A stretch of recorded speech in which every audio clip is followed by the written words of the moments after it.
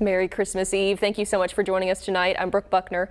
In 1954, the U.S. Supreme Court made a landmark decision ruling school segregation unconstitutional in Brown versus Board of Education. That ruling set the stage for one of the most defining moments in the civil rights movement, when 9 black students attempted to integrate Little Rock Central High School. Now, one of those students, Carlotta Walls-Lanier, is sharing her story through a new children's book. THV11's Catherine Rowley spoke with Lanier about Carlotta's special dress and the history behind it.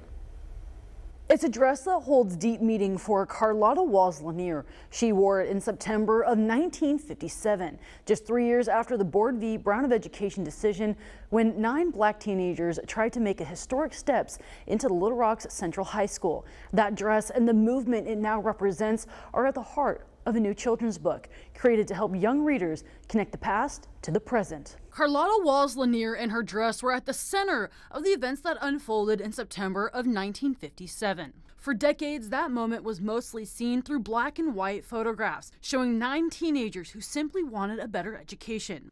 It's a special dress because I wore it twice to enter school. I had this on the first day of school, and unfortunately we weren't able to, go to school that day. So 2 weeks later, I wore it again. In her book, Lanier describes September 3rd of 1957 as a day she expected to be perfect, completed with a perfect dress. But I was happy that I had the opportunity to put my name on that sheet of paper to go to Little Rock Central High School when I would, that next year. I was in junior high school when it all took place. On September 4th of 1957, Walls-Lanier, wearing that same dress, and the other 8 students again attempted to enter Central High School. I really want kids to understand why they're in a classroom with others that don't look like them. And that really had to do with the fact that we were able to achieve our goal, which was to enter Little Rock Central High School, go to school, do well in school, and graduate. I am the only female of the group that did walk across that stage to receive the diploma. After Little Rock Mayor Woodrow Wilson Mann telegraphed President Dwight D. Eisenhower for help, the 101st Air Division was sent to Little Rock to escort the students to class. More than 6 decades later, the legacy of the Little Rock 9 continues to shape classrooms today.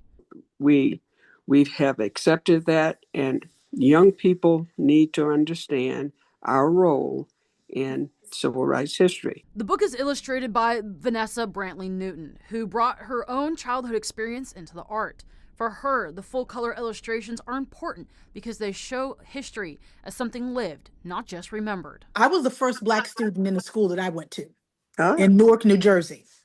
And the teacher let me know right away that she did not want me in her classroom.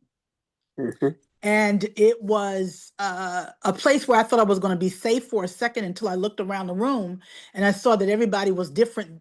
They all looked alike, but I was the one that stood out. It's a personal experience that helped shape how the story is told on the page. In the book, Walls-Lanier described the beauty of Central High School and the care taken with her dress, knowing the world was watching. Newton says it's important to see why September of 1957 still matters today, so history is not repeated. They didn't come in just anything. They took the care to coif their hair and do their clothes so that they would be taken seriously. At the time, the students were referred to as pioneers. Today, they're remembered as trailblazers who helped transform education across America. It is because of Carlotta and the other 8 royalty, I call them, that we're able to be integrated in schools today. And that is extremely transformational.